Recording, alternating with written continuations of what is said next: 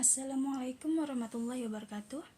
Sebelum mulai pembelajaran hari ini, mari kita berdoa menurut agama kepercayaan masing-masing. Berdoa dimulai. Doa selesai, bismillahirrahmanirrahim. Sebelumnya, ibu ingin mengingatkan dulu ya. Di pertemuan sebelumnya kita sudah belajar mengenai bangun segi 4 dan juga segi 3, mulai dari pengertian, sifat, jenis, keliling, dan juga luasnya. Nah, di bab selanjutnya kita akan memasuki bab statistika. Ada yang pernah dengar nggak apa itu statistika? Nah, statistika ini berhubungan dengan berbagai macam nih. Ada dimulai dari data, ada grafik, bisa yang grafik atau diagram ya. Bisa yang garis, lingkaran, atau batang, atau juga bisa dihubungkan dengan tabel. Nah, namun hari ini kita hanya akan belajar mengenai pengenalan data dan juga cara menyajikan data menjadi tabel. Pertama-tama, apa itu data? Kata data merupakan bentuk majemuk dari datum. Majemuk itu apa? Majemuk itu berarti banyak, kebalikannya dari tunggal. Nah, sedangkan datum itu adalah keterangan atau informasi yang diperoleh dari suatu objek atau kejadian atau narasumber. Jadi, data adalah kumpulan informasi dari suatu kejadian. Oke, selanjutnya ada cara mengumpulkan data. Cara mengumpulkan data itu secara umum dibagi menjadi 3. Yang pertama ada wawancara atau interview. Kedua ada kuesioner atau angket. Selanjutnya ada observasi atau pengamatan. Nah, wawancara ini nih dilakukan dengan mengajukan pertanyaan. Biasanya itu dilakukan untuk mencari tahu data secara mendalam gitu. Jadi biasanya efektifnya dilakukan untuk data yang berjumlah sedikit. Kemudian selanjutnya ada kuesioner atau angket. Nah, ini dilakukan dengan mengirim daftar pertanyaan gitu. Nah, angket ini biasanya efektifnya dilakukan untuk mengumpulkan data yang banyak gitu, misalnya ratusan orang, kan nggak mungkin kalau diwawancara semua. Selanjutnya ada observasi. Observasi ini mengumpulkan datanya dengan mengamati objek atau kejadian. Misalnya kita ingin mengetahui tinggi badan seseorang, jadi kita ukur lah, nggak usah nanya juga nggak apa-apa, bisa mengukur. Oke. Selanjutnya ada macam-macam data. Berdasarkan cara memperolehnya, jadi data itu dibagi menjadi 2. Yang pertama data primer, yang kedua ada data sekunder. Jadi kalau yang data primer ini data yang diperoleh langsung dari sumbernya. Jadi ini bisa wawancara ya. Jadi kalian nanyain langsung ke orangnya. Kalau mau misalnya si Andi telat nih, mau cari tahu pendapat Andi telat kenapa, tanyain ke Andinya langsung. Nah, selanjutnya data sekunder, itu data yang diperoleh secara tidak langsung atau diperoleh dari pihak lain. Jadi yang ditanyain bukan, misal tadi tuh si Andinya, yang ditanyain bukan Andinya, yang ditanyain berarti orang lain. Kenapa si Andi telat? Berarti tidak langsung. Selanjutnya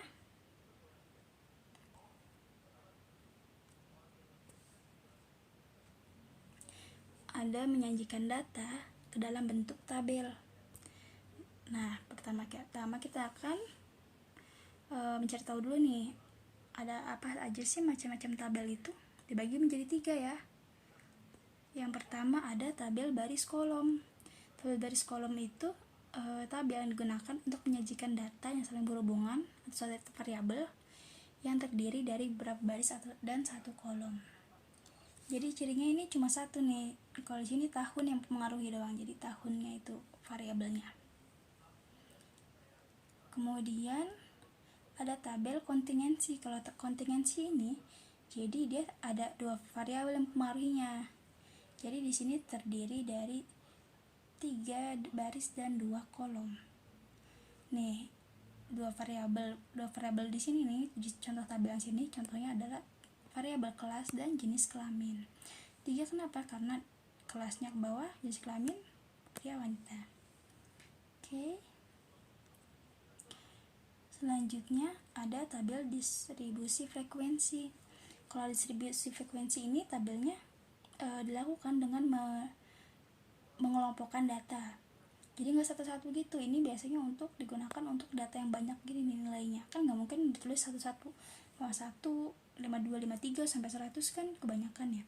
Jadi kita kelompokkan dengan ya, interval atau kelasnya. Tapi ini semua berhubungan ya, nggak boleh asal-asalan nulis kelasnya. Nah, kemudian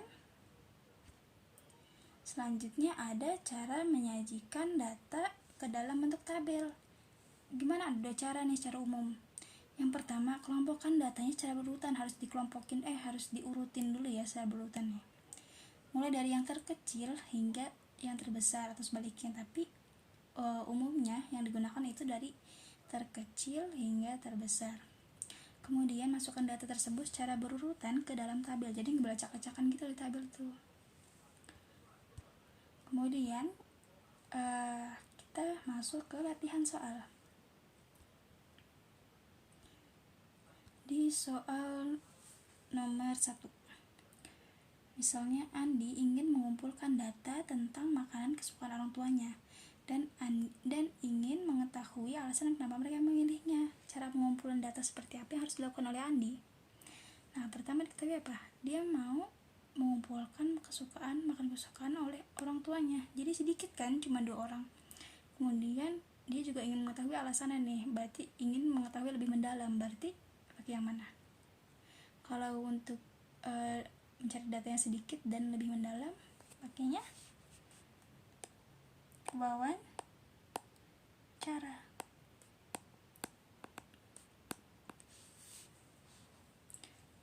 Kemudian selanjutnya di nomor 2, Santi pergi ke pantai bersama teman-temannya. Keesokan harinya ia bertanya kepada teman-temannya mengenai pesan dan kesan yang mereka rasakan ketika pergi ke pantai. Termasuk data jenis apakah yang Santi kumpulkan? Jenis data apa?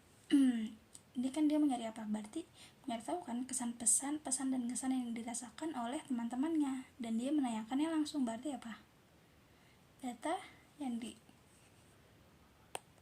ditanyakan langsung ke orangnya, data primer.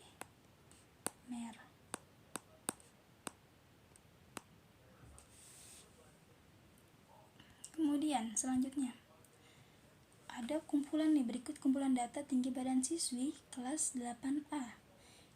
Di sini ada 155, 160, 165, 155, 160, 165, 195, 160, 155, 160. Pertama kita cari dulu ada berapa angka di sini. Apa yang beda gitu. Pertama ada 155. Terus ada 160. Terus ada 165. Udah kan itu aja. Terus kita hitung nih, 155 ada berapa? 1, 2, 3, 4. Kemudian 160 ada 1, 2, 3, 4 juga ternyata. Terus 165 ada 1, 2. Nah, kalau diubah ke dalam tabel baris kolom berarti ke tabel yang biasa ya. Ingat ya tadi 155 nya 4, 160 nya 4, 165 2. Kita tulis 155, maaf ini kurang tabel. 155 nya 4, 160 nya 4, 165 nya 2. Ini ya, harus ada tabel lagi.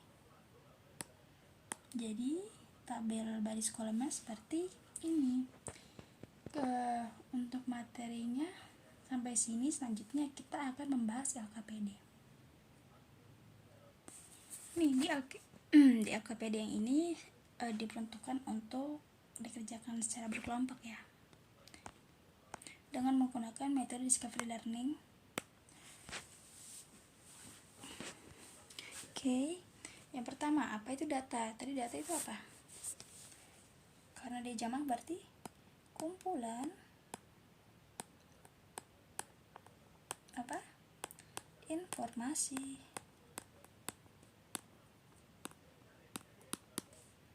Dari suatu kejadian.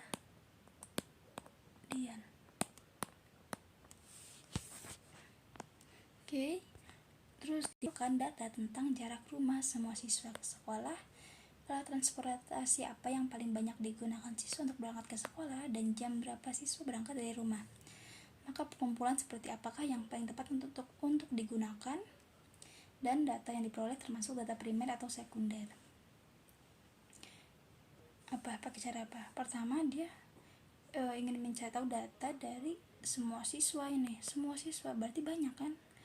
Terus dia mau nyari lagi nih, ada alat transportasi, terus jam berapa siswa dan jam berapa siswa berangkat. Jadi paling tepatnya pakai cara yang mana?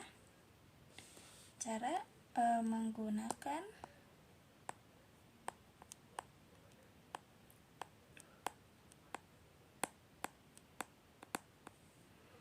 apa?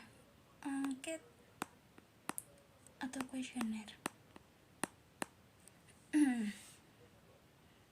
Terus dan data apa yang diperoleh, dan data yang diperoleh itu termasuk data primer atau sekunder. Tadi apa? Dia nanyainnya langsung apa enggak? Kan langsung ke orangnya kan. Walaupun angket tetap saja langsung ke orangnya, berarti data primer.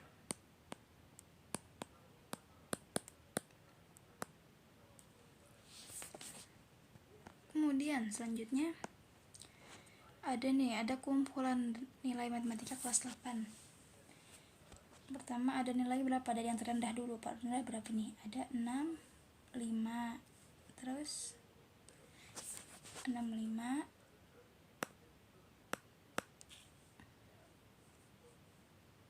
Terus ada 70, 75, 80, 85, 90, 95. Kita cari dulu 65 ada berapa? Mana 65? 1, 2, 3. 3 berarti 65 ada 3. Terus 70 ada 1, 2, 3, 4. 70 ada 4. Kemudian 75 ada berapa? 1, 75, 2, 2, 2, 3, 4. Oh, lewat. Itu berapa? 1, 2, 3.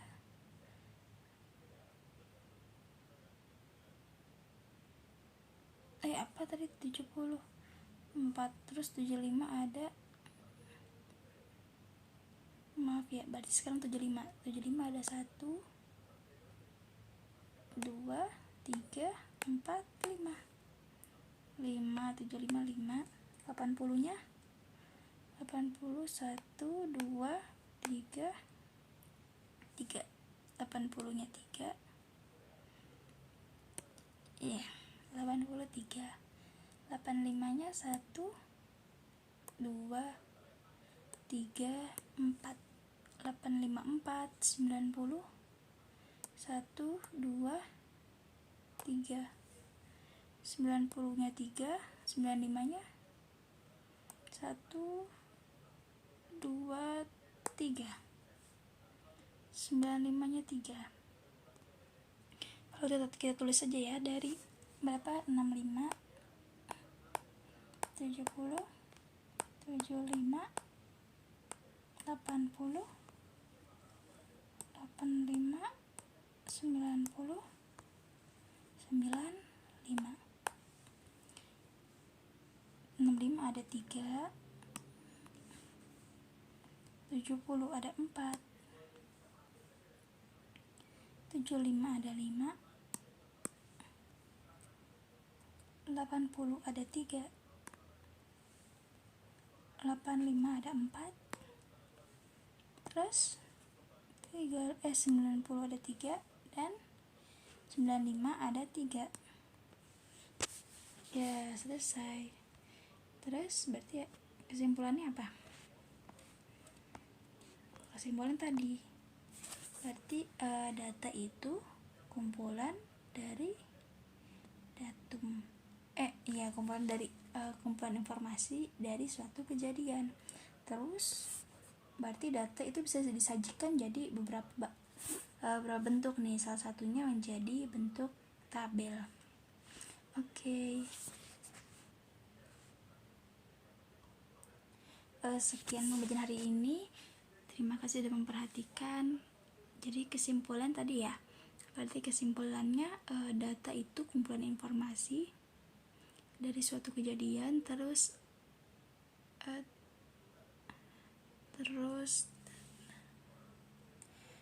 cara memperoleh data itu ada 3 ya. Tadi berarti ada wawancara, terus kuesioner atau angket, dan terakhir observasi. Terus data dibagi menjadi 2 macam berdasarkan cara pengambilannya, yaitu data primer dan data sekunder.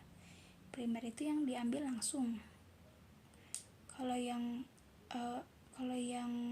sekunder itu yang tidak langsung, berarti yang orang lain yang ditanya ya. Kemudian ada tabel ada 3, tabel baris kolom itu yang satu yang biasa. Terus kontingensi itu yang ada 2 variabel.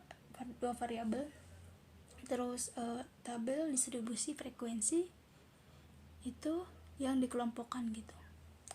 Kemudian cara mengubah data tunggal menjadi tabel itu pertama disusun dulu dari yang terkecil hingga terbesar atau terbesar hingga terkecil. Terus dihitung ada berapa dan dimasukkan ke tabel sesuai urutan. Oke, sekian pembelajaran hari ini. Untuk minggu depan kita akan membahas mengenai cara menyajikan data tunggal atau bisa jadi data di tabel, menyajikan data menjadi bentuk grafik, mulai dari grafik batang, grafik garis, dan grafik lingkaran. Terima kasih untuk pembelajaran hari ini. Sebelum kita menutup pelajaran, mari kita berdoa menurut agama percaya masing-masing. Berdoa dimulai. Berdoa selesai. Alhamdulillahirrahmanirrahim. Sebelum kita tutup pelajarannya, jangan lupa untuk dikerjakan tugasnya ya, dan juga tugas-tugas sebelumnya yang belum dikerjakan. Terima kasih atas perhatiannya. Wassalamualaikum warahmatullahi wabarakatuh.